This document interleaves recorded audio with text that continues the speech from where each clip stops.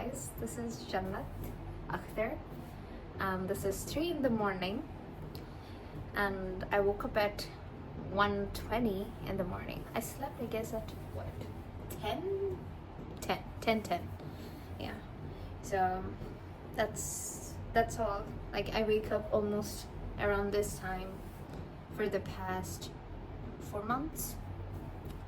So I'm gonna start with, since this is a homework, I'm gonna start, I don't know what to say, but I'll start with something very personal. So the title of the video will be something like how it feels to restart your life again as an adult. So I'll just share my experience. There are no scripts or anything. I wish there was a script. If I delete this video, I'll probably write a script first and then start the video. So if I don't, this will just go like that. But yeah, no script at all. So I restarted my life again. Okay. So in the last 3 years, this is probably the 17th time. And when does that happen? This is 17th? No, I don't know. 11? I lost my count. So 17th time, probably 17th all together in my life.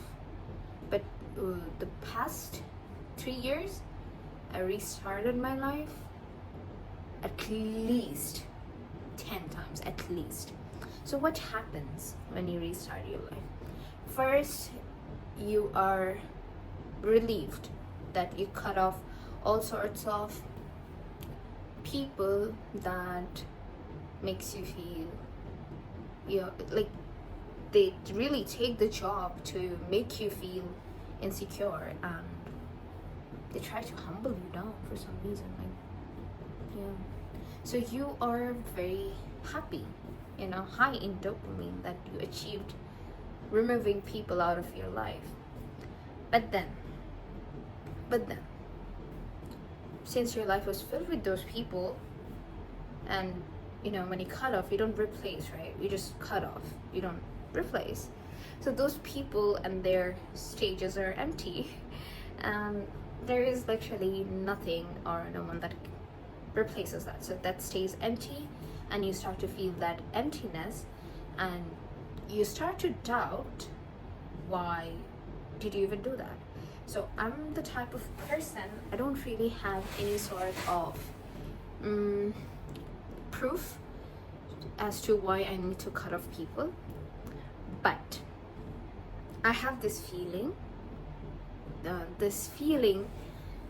intuition feeling, you call it, so that I need to remove these people because first of all, I'm not benefiting them.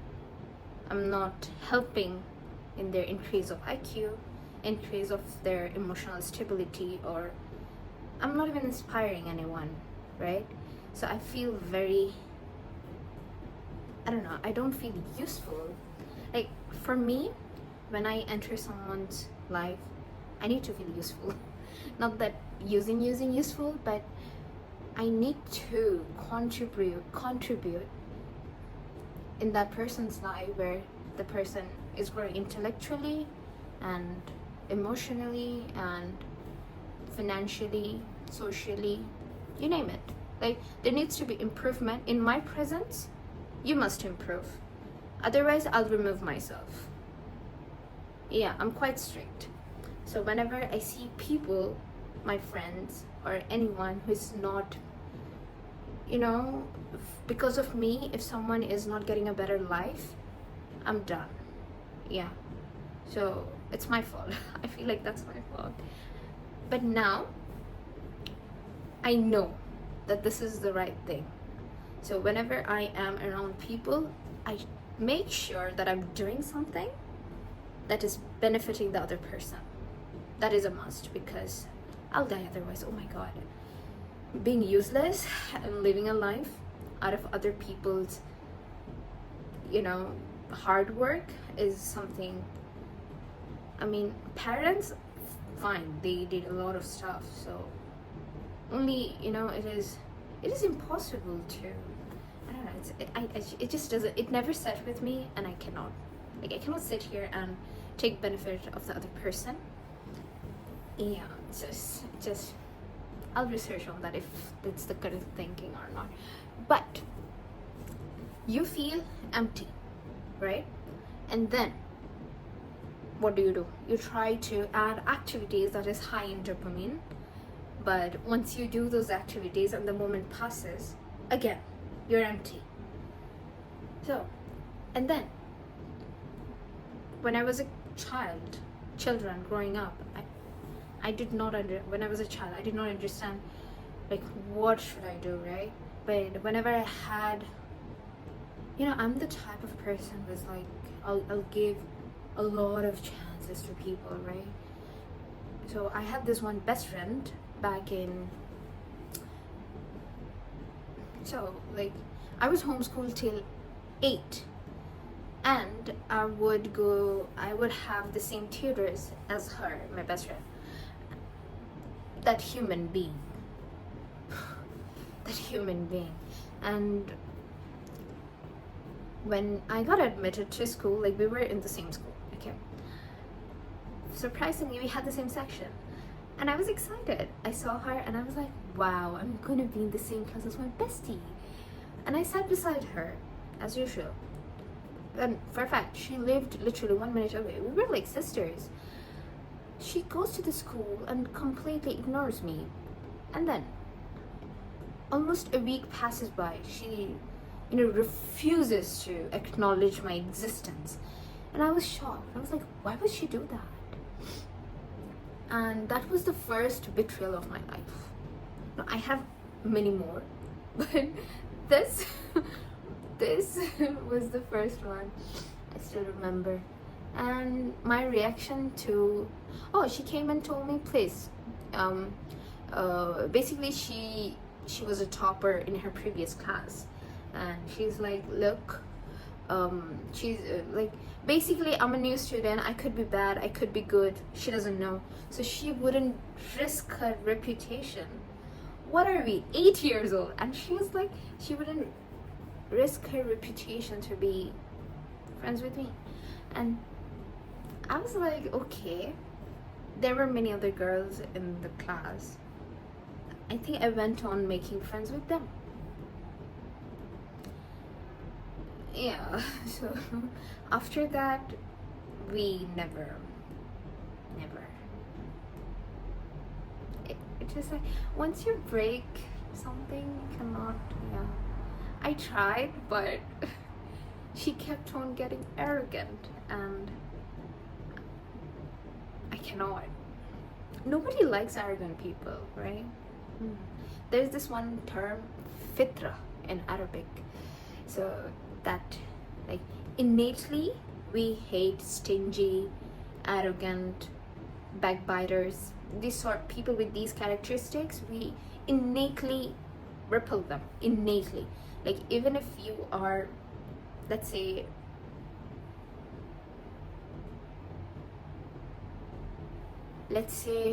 you're a thief. So even if you're a thief, you wouldn't want a bad person to affect you. It's a bad example, but you get the gist. So that betrayal literally, oh my god. So that was one thing, and from then on, I never really had a constant friend. Yeah, like every single year I would have a different friend group. Like, I was like searching for people. I'm like, কেউ তো হবে, কেউ তো ভালো মানুষ হবে. So meanwhile, I picked up, I would be in different circles. So like, I really got an understanding of people because of that. A little bit of an experiment, you could say. Yeah, and then things got worse. Things are getting only worse. That song is getting worse. Things are only getting worse. Yeah. Hmm. So you cannot. Oh, why was I saying this? Yes. You. Basically, you feel empty, and after that, I never really had a best friend. Like, I did give people that place of the best friend thing. So for me, it's the extreme. Either I just know you, or you're my bestie. I don't have any friends, okay? Either you're my bestie, you're my best friend, or you're just a human being that I came across. That's it. Oh, it's I know. So later on, I understood the concept of why in Islam it says brotherhood, sisterhood. So everyone in your religion is your brother, or everyone in the earth is your brother or sister. Yeah. So you care for other people as if you're taking care of your own siblings. So that made sense. You know why I would like literally say people are my besties, because either I take care of you completely, or I just won't bother you at all. It's like that. So I try to this replacing thing. If you think you can replace people, it doesn't exist. Replacing or placing someone in a place doesn't exist. So there is Allah subhanahu wa ta'ala, there is your parents, there is your siblings, and there is the rest of the world. And before the rest of the world, there comes your, close companions, friends, you can say. So I do not believe in replacing anymore, because they'll come and make space for themselves. Whoever comes next will make place for themselves, not replacing anything or anyone, right? So, and then again, I kept on getting betrayed by all the people I labeled as besties. And now that I look back, I don't know how they are all now, but I'm glad they all betrayed me, because that literally primed my foundation to not be emotionally dependent. And as a woman, I think that is very important in this world currently that we live in. But yeah, see, it's very basic. So you will, after you cut off people, which I did multiple times, you will find it very difficult, you will struggle with your self-worth. So for the first time, I decided to get into counseling, and I think a month, 1.5, month back, like right after Eid, I took a counseling session, and it went great.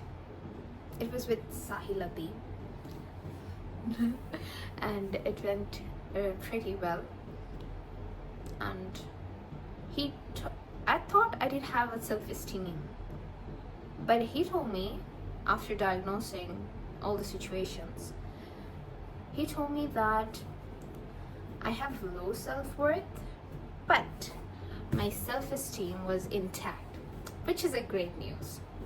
Like, if you don't have a self-esteem, you literally sell off your soul, which is like, where you're gonna lie, just bury yourself under the ground. Oh, my self-esteem is intact. That is like one of the best news I have had in all of my life. So I'm working. He gave me task. He told me to read 30 minutes every day. So I started with this book, The Sealed Nectar. And then he told me to hit the gym every single day and to run 2 to 3 miles every single day. Though I haven't reached 2 miles yet, I'm still stuck at 1.5 miles. So I'm hoping of my legs. And then he said, I'm obese, so I need to reduce 10 kgs. Though I don't look obese in Bangladeshi perspective, But I'm obese, which is sad. I never thought I was obese. Yeah, so I need to reduce weight, and I'm working on that. I reduced 2 kgs, but because of Eid, I think I gained them back. Yeah. So where was I? Yeah. So when you cut off people, the first thing you need to do is just observe. Sit back. Don't judge yourself. Don't judge other people, because you already did the judgment. And just remove yourself from everything and just observe, okay? And contemplate over what is actually happening in the reality. So, and I know what's happening in the reality. People are just running behind dopamine. They're just chasing the next dose of dopamine. So in other words, people are addicts of dopamine, which is not good, extremely bad. And alhamdulillah, I have had the advantage of not running behind the dopamine. Yeah, so it's disgusting, right? Running behind dopamine. It's good, but to a certain limit. It needs to be there so that you can have, like, see, I'll talk about dopamine, serotonin, oxytocin on another video. Okay, it's a long discussion there. For now, so this is what I did. The last 17 times I failed, but I feel like this time it's a success. Cutting off everyone, starting over, it's a success. But cutting off is not the solution. I did not have any other solution, so I chose to cut off. But if I had the knowledge, if I had the emotional intelligence, if I had the critical thinking, I could have, improved their life. But I couldn't. So cutting myself off from them was good for them too, right? And yeah, do I miss them? No. I don't. I do cherish the memories, but I don't miss them. That's probably because maybe I don't know. Do I miss them? See, I'm not a dopamine addict, so probably that's why I don't miss them, right? Maybe I miss them, I just don't know. Maybe I did not realize it yet. Probably I miss them. But for now, right now, it's been, 6 months? So, yeah. Like, I went through the pictures. Oh, one more thing. Whenever I go into dopamine, no, this is not a dopamine detox, but whenever I start over my life with new philosophies, not new philosophies, with updated philosophies. Not updated. No. Yeah. So in every part of my life, I learned something new about Islam. And that has shaped how I see the world. Right? So, yeah. And one of the steps I take after cutting off my toxic environment, after removing myself from all those situations, is that I delete my gallery. I delete everything in my gallery. Yeah. But this time I did not. And just today I woke up at 1 in the morning and I was going through my gallery to delete everything, and I saw everything and did not feel like I saw them. I did not feel anything, only their good behaviors. I was like, okay, this girl, she's good at making food, dishes, and that girl is good at that, right? So, but yeah, I stopped addressing them as my friends, like in my mind. I told this to my sister, that why am I so obsessed with making friends and stuff. And she told me that it's not necessary. She didn't answer me, but she just told me it's not necessary to have friends. So I was like, okay. So what was it? Then I came across another video on YouTube by Sahil Adim, and he said that it's human nature to be in a community. So it is instinct. Yeah. So you have to be a part of a community to feel like a human being, maybe. But anyways, like, it's not wrong, but like, have you heard about the herd psychology?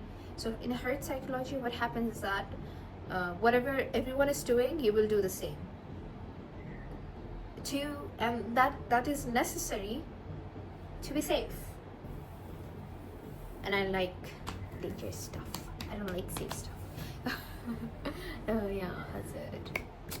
I hope this video is fine. So the first thing you will feel after removing toxic people, after removing yourself from a toxic situation, is that you will feel relief, and then you will feel depressed. You will contemplate over life. You will delete everything. And today morning I deleted everything. Like, I'm gonna restart again, fresh, completely fresh. So yeah, that's it. And then you delete everything, you find new groups. So I met this lovely females now, and I love them. These women are awesome. Yeah, so I'm excited. Yeah. They're really nice, they're really lovely. আগের গুলো lovely ছিল, এগুলো অনেক ভালো। তো but this time I'm going to educate myself, so that I don't like cutting, pasting, but I didn't have any other way out of the situation. So cutting off is the most painful and hardest solution, but you need knowledge. If you want to keep people, you cannot keep them, you have to provide for them. So providing is the only solution. Taking accountability of your friend to make sure your friend is covering up all her homeworks and topics before her exam. This is your duty to remind them. So I'm excited to this journey, and I don't want to live a boring life, and I know I'm gonna meet my creator, Allah subhanahu wa ta'ala, and I need a proper portfolio for that, right? So I'm gonna choose I'm saying this publicly, but I'm gonna choose the hard stuff. I'm gonna choose the difficult task. I'm going to choose everything that is difficult, because I want to be praised by my Lord on the day of judgment. And I just don't want to be, it's embarrassing to be in hell. Like, yeah, it's painful, you will be burning, if you're a backbiter. I guess I heard, I shouldn't say anything that I heard, okay? I'll research what happens to a backbiter when they enter Jahannam, hell. So hell, going to hell is embarrassing. Why would you not listen to the most powerful being, the most generous, merciful being? It's embarrassing to be in hell. May Allah protect me from that embarrassment. And I don't want to be embarrassed, and I don't even want to see my family, my friends burning in hell. And I need to step up so that I can save them. Yeah, let's not be embarrassed. Like, why would anyone want to be in hell and be embarrassed? Like, see, you couldn't control yourself, you couldn't control your dopamine dilations, so you entered hell, which is embarrassing. Ew, I don't want that for me or anyone else. So this is it. So for the last time, I'll give the summary, which is cut off people and start reading books on Islamic psychology, and change your routine. lose weight, go to the gym, swimming, squash, horse riding. Yeah. And pray to Allah to keep you on the right path. And oh yeah, one more thing, pray to Allah that He helps you to achieve Gare Hira. You know, Gare Hira. I'll talk about this in another video. It's a very interesting topic. So yeah, till then, bye. This is Jannat Akhtar and I'm signing off. Bye bye.